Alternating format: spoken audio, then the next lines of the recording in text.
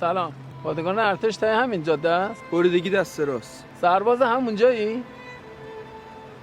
اینجا چیکار میکنی؟ سرباز چیکار میکنه؟ علافی، پادویی، حمالی. نفرمایید. پادگان واسه چی میری؟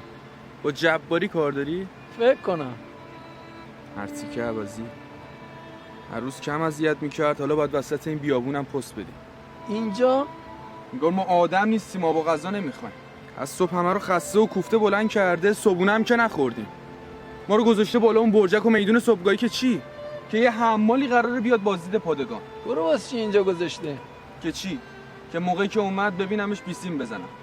مگه اونی که میاد تو میشناسی؟ که من نمیدونم یارو هر کی است بالاخره کله گنده است، فرمانده نیرو زمینیه. از زور که بیاد 10 تا ماشین پشت سرش راه میفته. من ببینم میفهمم. دیگه نمیخواد اینجا وایسی. اینو برو بده به فرماندهت.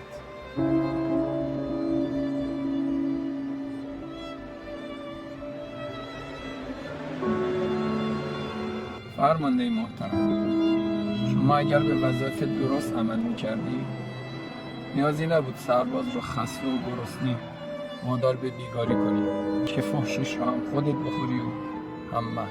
صیاد شیرازی.